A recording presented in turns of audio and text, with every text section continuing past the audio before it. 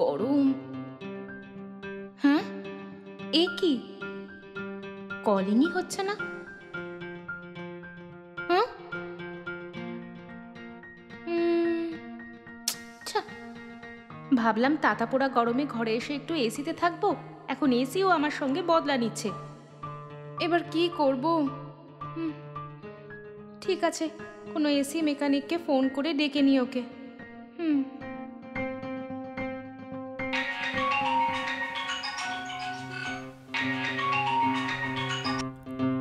Hello. Hello sir. হ্যাঁ বলুন madam. AC servicing বলে গুগলে সার্চ করছিলাম, আপনার নামই বেরোলো স্যার। মনে হয় আমাদের ঘরে এসি খারাপ হয়ে গেছে, একটু তাড়াতাড়ি এসে দেখতে পারেন কি স্যার? অবশ্যই আসবে ম্যাডাম, কিন্তু আপনি কোথা থেকে বলছেন? হ্যাঁ, এলিমনগর স্যার। হ্যাঁ ম্যাডাম, পুরো অ্যাড্রেসটা বলুন। New number 22, old number 72, okay. SR apartment, এলিমনগর স্যার। আচ্ছা ম্যাডাম, আমি এক্ষুনি একটা সার্ভিস করতে এসেছি আসলে। আচ্ছা, কিছুক্ষণই কাজ শেষ হয়ে যাবে, তারপর আমি ওখানে আসছি ম্যাডাম, ঠিক আছে? হ্যাঁ, একটু তাড়াতাড়ি আসুন স্যার। Okay madam. ঠিক আছে, রাখছি।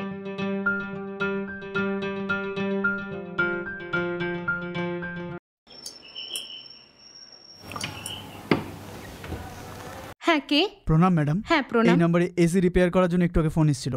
হ্যাঁ, আমিই তো কল করেছিলাম। আসুন, ভেতরে আসুন। ওকে।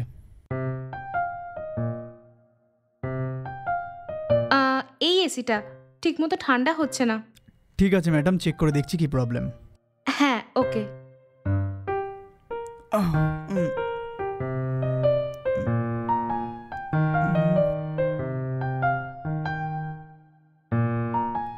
ম্যাডাম, মনে হচ্ছে ভেতরের ফ্যানে কিছু একটা প্রবলেম।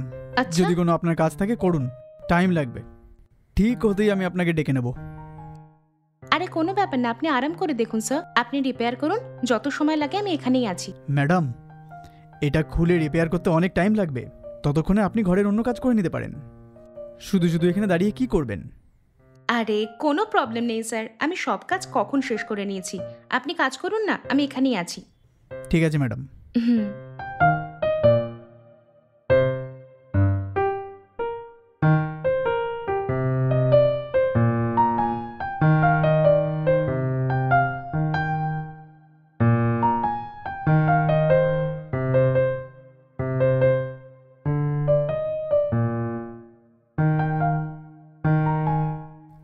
ঠিক হয়ে গেছে। হ্যাঁ, হুম, এরপর কোনো প্রবলেম হবে না, ভালো কুলিং হচ্ছে এখন। হ্যাঁ, ওকে। কত হয়েছে স্যার? ওই 500 টাকা দিন। ওকে, 1 মিনিট দাঁড়ান। এই নিন। Thank you so much madam. Madam, হ্যাঁ? কিছু জিজ্ঞাসা করলে খারাপ মনে করবেন না তো? যতক্ষণ আমি কাজ করলাম আপনি ওখানেই দাঁড়িয়েছিলেন। আমি বলেছিলাম ঘরের কোনো কাজ থাকলে করে নিন, রিপেয়ার হলে ডেকে নিতাম, কিন্তু আপনি ওখানেই থাকলেন। এটা কেন ম্যাডাম? যদি আমি সত্যি বলি তো এটা বেডরুম না। টেকনিশিয়ান অনেক লোক এসে এরকম এসিতে হিডেন ক্যামেরা লাগিয়ে রেখে চলে যায়, এরকম খবরে বলে না। এইসব খবর দেখে আমার খুব ভয় লেগে যায়, এই জন্য আমি অন্য কোথাও না গিয়ে ওইখানেই দাঁড়িয়ে থাকি। আমি তখনই বুঝতে পেরেছি ম্যাডাম যে অকারণে আপনি ওখানে দাঁড়িয়ে থাকবেন না। এনিওয়ে, নো প্রবলেম ম্যাডাম, আপনার পয়েন্ট অফ ভিউতে ওটা ঠিকই। যদি আপনার পরিচিত কারোর দরকার পড়ে তো আমার নাম্বার আপনি অবশ্যই দেবেন ম্যাডাম।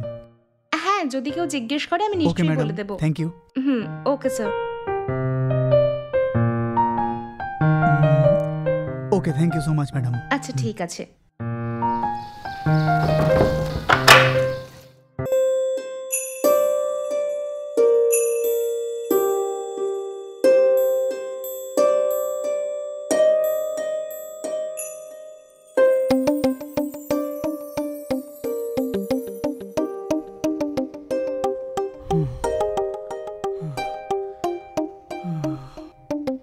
ম্যাডাম, ম্যাডাম, ঘরে কেউ আছে নাকি? হ্যাঁ, কে আপনি? ম্যাডাম, কোরিয়ার। ওকে, দিন।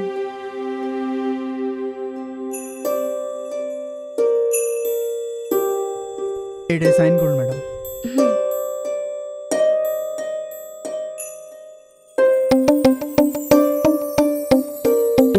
এই নিন। Thank you madam. It's okay. Madam, আপনার হাজবেন্ড তো বিদেশে থাকে না? হ্যাঁ, কেমন আছেন উনি? ও তো ঠিক আছে, কিন্তু আমার হাজবেন্ড ফরেনে থাকে, এটা আপনি কি করে জানলেন?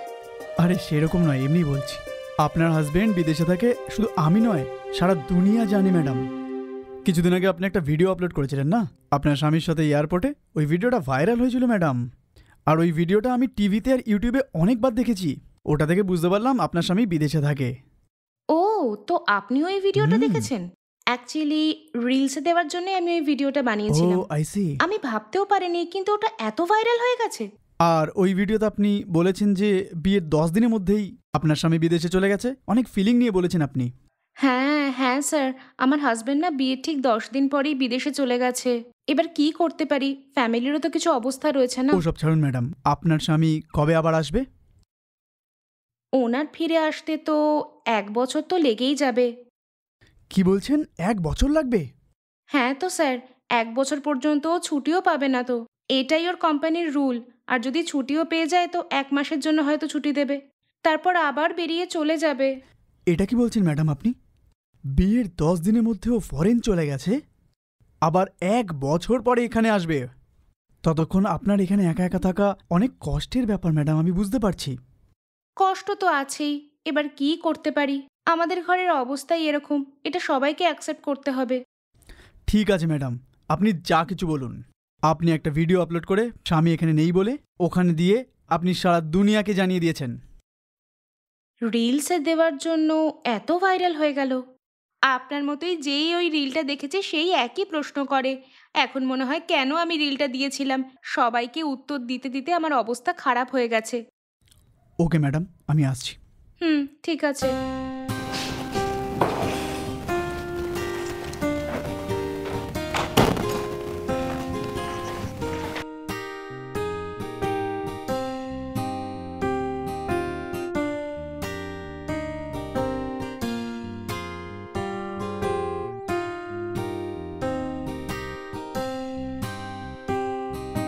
স্যার, আপনি আমার পেমেন্ট চেক করে ক্লিয়ার করে দেবেন বলেছিলেন।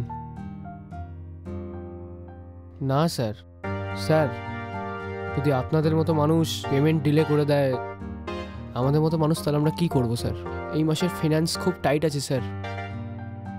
ওই পেন্ডিং চেকগুলো একটু ক্লিয়ার করে দিয়ে দিন না স্যার। সবাইকে স্যালারি দিতে হবে স্যার, লেট হয়ে গেলে ভালো হবে না স্যার। স্যালারি তো ফার্স্ট উইকে দিতে হবে স্যার। স্যার একটু তাড়াতাড়ি করে দেন না স্যার, চেকটা একটু ক্লিয়ার করে দিন স্যার। হ্যাঁ হ্যাঁ ঠিক আছে স্যার, আমি পরে ফোন করছি তাহলে স্যার। আপনি কে? স্যার, কোনো কাজ থাকলে আমাকে দেবেন স্যার।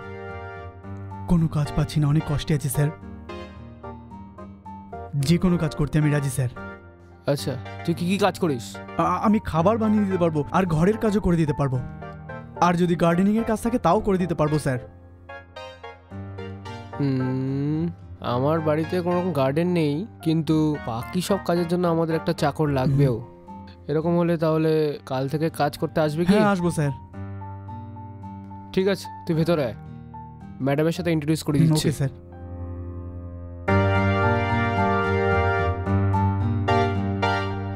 নিশা, নিশা হ্যাঁ যাচ্ছি। কোথায় তুমি? আসছি গো, দাঁড়াও না।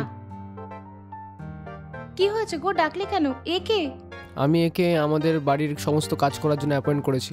আমাকে বলছে যে রান্না করবে এবং ঘরের সমস্ত কাজও করবে।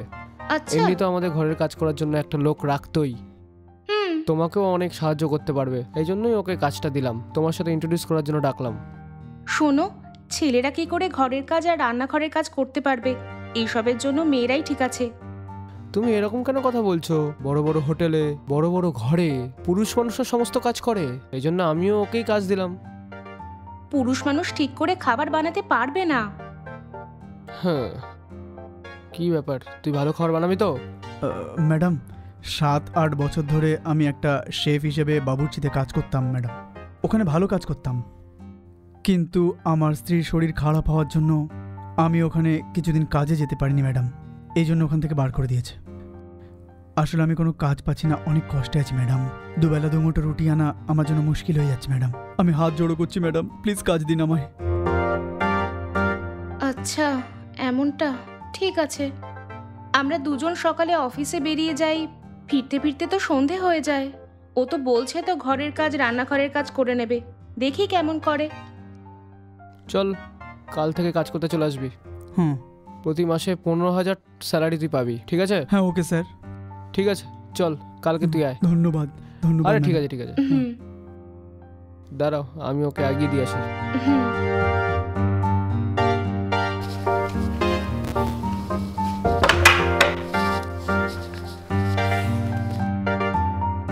আসো। হ্যাঁ নিশা, হ্যাঁ, আরে নিশা, দাঁড়াও গো, 2 মিনিটে আসছি। এত দেরি হয়ে গেল, 1 ঘন্টা ধরে এই কথাটাই তুমি বলছো। ওর বিয়েটাই শেষ হয়ে যাবে, তাড়াতাড়ি আসো। হ্যাঁ আসছি। আরে হুম।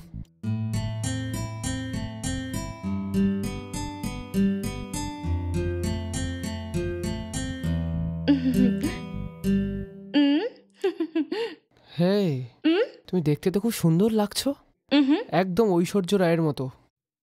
চলো তাহলে বেরোই নাকি? হুম। হুম? হ্যাঁ? আরে তুই তুই ভিতরে কি করছিলিস? আরে বাপরে, তুমি ওকে ভিতরে দেখোনি নাকি? না আমি তো দেখিনি। হ্যাঁ? স্যার আলমারিটা গন্ধ হয়ে গেছিল, আমি সাফ করছিলাম। ভেতরে আলোর তেজ খুব কম ছিল গো, এই জন্য কিচ্ছু দেখতে পাইনি। এ ভেতরে আছে এটা না জেনেই আমি কাপড়ও চেঞ্জ করে নিয়েছি। হ্যাঁ ম্যাডাম কাপড় চেঞ্জ করছিল, আমি কিছু দেখিনি স্যার, সত্যি বলছি। আপনার দুজনের দিব্যি স্যার, আমাকে সন্দেহ করবেন না স্যার, আমার কোনো দোষ নেই। উফ, আরে Shit. বাপরে। ম্যাডামকে কাপড় চেঞ্জ করতে আমি দেখিনি স্যার। আরে চুপ কর, যা কাজ কর তুই। ঠিক এই আছে। বোকাটাকে রেখে আমি যে কি করব? হুম, তুমি চোখে দেখতে পাও না নাকি? ভেতরে খুব অন্ধকার ছিল গো। ঠিক আছে চলো।